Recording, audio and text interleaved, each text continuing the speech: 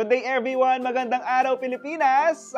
Ako po si JM De Jesus and I'm here to bring you the most significant happenings from around the Philippines. This is Spotlight! Yan, kabalen, karehiyon ngayong araw makikipagkwentuhan tayo kasama ang isa sa mga miyembro po ng Executive Committee ng Giant Lantern Festival 2024, si Mr. Robbie Hizon, ang chairperson po ng pinakamahalagang komite, ang Sponsorship Committee para sa Giant Lantern Festival ngayong taon. Sir Robbie, maraming salamat po dahil po sa kabila ng busy schedule nyo ay nakahanap kayo ng oras para bisitahin po kami dito sa CLTV 36. Bibigyan ko po yung pagkakataon, sir, upang batiin at i-shout out lahat po ng ating manonood at sa inyong mga kaibigan, yung mga kapamilya nyo po at lahat po ng miyembro ng Executive Committee ngayong taon. Magandang umaga po sa inyo lahat, mga kabalen. At nagpapasalamat kami sa inyo na binigyan nyo kami pagkakataon na mag-guest dito at banggitin namin yung mga updates sa Giant Lantern. Lalo na doon sa committee ko na Sponsorship Committee na isa rin doon sa mga importante na committee ng Giant Lantern 20 as a whole. Lahat ng ano. So ngayon po yung mga kaibigan natin dyan, yung mga member ng Secretariat ng Giant Lantern sa Tourism, member ng Executive Board, member nung pala yung Sponsorship Committee na mga kasamahan ko. Sir Robbie, ngayon tatanungin ko kayo. Kung ikukumpara po natin yung panahon na uno nyo po nakita ang Giant Lantern Festival, syempre madami na po tayong mga sponsors na pumasok. Nakita po ang ganda at kahalagahan itong pagpapakita ng kultura at artistry ng probinsya ng Pampanga, yung mga lantern makers natin. Kumusta na po ang laki ng improvement ng Giant Lantern matapos po magkaroon ng maraming suporta ito? Actually po, nung pumasok ko sa Giant Lantern Committee noong 2015, pagka-retire ko, dahil kay Mr. Cunanan, dati niya, malaki na yung naging improvement.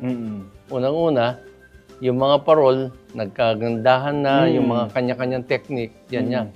At saka yung mga participant, talagang nagbo-voice out na po sila kung anong kailangan, anong dapat at hindi dapat. At the same time, yung mga sponsor, sabi ng mga nauna sa akin, kamukha ni Mr. Pamandanan, dumadami na yung mga sponsors. Na magandang sinyalis yun na mga tao, hindi lang dito sa Pampanga, sa buong mundo. Yun po yung naging improvement. Sir, ano po yung usual communication natin sa ating mga sponsors? Ano po yung naiisip nila? Bakit nila gustong suportahan itong Giant Lantern Festival po ng probinsya ng Pampanga? Kasi kung titignan natin, yung mga sponsors natin talagang bigatin din po talaga, sir. Yung mga sponsors natin, kaya siguro nainganyo silang mag-sponsor.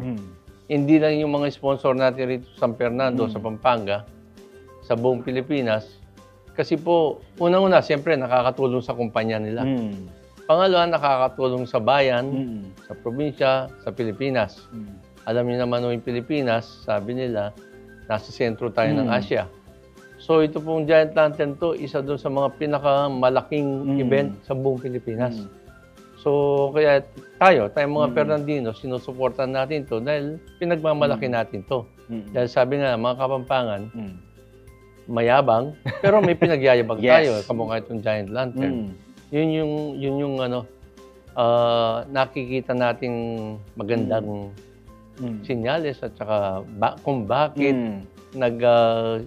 yung mga sponsor natin tuloy-tuloy pa rin at yung mga iba sumasama na rin. Kasi po itong mga sponsors natin from the private sector, sa mga LGUs, mga private individuals din po na nagpapakita ng suporta. Pero para sa lahat po na nanonood at nai-inspire at gusto pong bigyan din ng tulong itong Giant Lantern Festival Committee natin, sir, for this year, bukas na po ba ang pinto natin para tumanggap ng sponsor, sir? Or para alam po nila paano sila mag-reach out po sa inyo? Actually, bukas pa yan. Ngayon, pwede silang tumawag sa City Tourism, care of ni AC Cortez at saka ni April Tan. So sila po yung mahawak ng mga sponsorship para i-entertain sila kung ano yung mga kailangan nila, anong kailangan. Lalo na po pag yung araw na yun, isasama nila doon sa souvenir tsaka sa LED wall. So, ang importante po doon, siyempre, yung donation. Pangalawa, yung kung may logo sila, o kung ano mang papalagay doon sa souvenir, yun yung kailangan nila. So, tumawag lang po kayo sa City Tourism, hanapin po yung dalawang tao, si Miss April Tan, at saka si AC, Alj Cortez. Yan po. At po sa event naman po natin sa December 14, siguro more or less than a month na lang po siguro itong hinihintay natin at makikita natin ulit ang ligligan parol po ng City of San Fernando. Sir, ito po ba free admissions po ba ito? May ticket po ba na kailangan i-avail? Ano po ang mga kailangan nilang malaman pa upang makapanood po ng Giant Lantern? Ano po yun free admission. Kaya lang, first come, first serve. So, yung mga mauna, siyempre, makakakuha sila ng magandang view. Yung mga iba, sa likod na tatayo. So, yun po yung pinaka-importante, na dumating kayo maaga para makakuha kayo magandang viewing o makakuha kayo ng upuan at magdala na rin kayo ng pagkain nyo. Kasi pag lumapasok nyo doon, tuloy-tuloy na yan hanggang alas 10, alas 11. So, wala naman pong kailangan i-present na ticket, sir, no? Basta susunod lang sila at papapasukin na sila doon sa ating venue. Ngayon, sir, syempre, hindi natin palalagpasin. Bibigyan ko po yung pagkakataon, sir, upang pasalamatan lahat po ng sumuporta, yung mga sponsors po ng ating Giant Lantern Festival. Dahil kung wala po sila, hindi po natin talaga mapapalaki at mapapaganda itong ating selebrasyon, sir. Sige po, sir, take it away. Pasalamatan po natin sila. Unang-una po, sorry lang po kung yung iba hindi ko mabanggit. Pero ito, sabi nga ni Sir, babanggitin nga. CLTV, siyempre. Yes. Si CLTV 36, Pilapco, Robinson's Mall, kung saan po yung venue natin, Smart, Converge, NLEX, GCash, Lalamove, Firefly, sila po nagbigay ng mga ilaw. Yung mga ilaw natin na bago ngayon. Mr. DIY, STI, PICPA, mga Laos Group of Companies, Pioneer Insurance, sila po yung nag-insure sa mga lantern makers natin at saka yung mga personnel. Tapos yung SF Ally Protection, ito po yung mga fire extinguisher na nag-donate din sa mga... Para sa safety din ng ating celebration. Magpaparol. Tapos yung Subicon, tapos Unimax, Rotary Club of San Fernando. Ito po, doon kami galing lahat. Sinusuportan namin lahat ng event ng city at saka yung mga ibang organization. Tapos GLF Foundation, headed by Mr. Frank De Jesus. GLF Executive Committee, Secretariat Tourism, Investment Promotion, Office of the Honorable Vilma Aluwag, Mayor. Honorable Vice Mayor BJ Lagman and isang Gunayang Panunsod. Ito po, mga kailangan nyo ito. Yung Microtel, Eurotel, Hotel Sogo, Land Bank, Development Bank of the Philippines, Bank of Florida, Nidel Management, Wilcon, Green Cross, Fiesta Communities, Houseland, San Fernando Water District, Balibago Water District, Valley Pure, Solana Land Development, Lighthouse Residence, tapos Toyota San Fernando, Isuzu San Fernando, LA Bake Shop, at ito po yung tutulong sa atin sa asikaso sa mga VIPs, yung Forerunner Services po. Meron pa pong iba, siguro pagdating na ng on that day. Mismong event.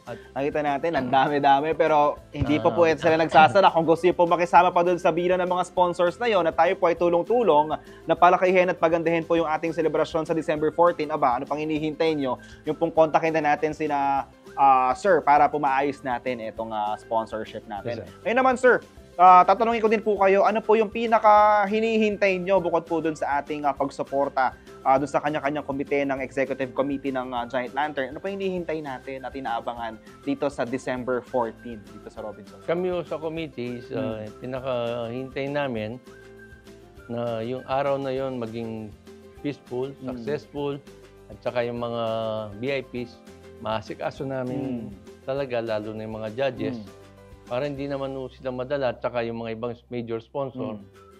Kasi po, pag hindi natin sila nasikaso, baka next year, hindi na natin sila makikita.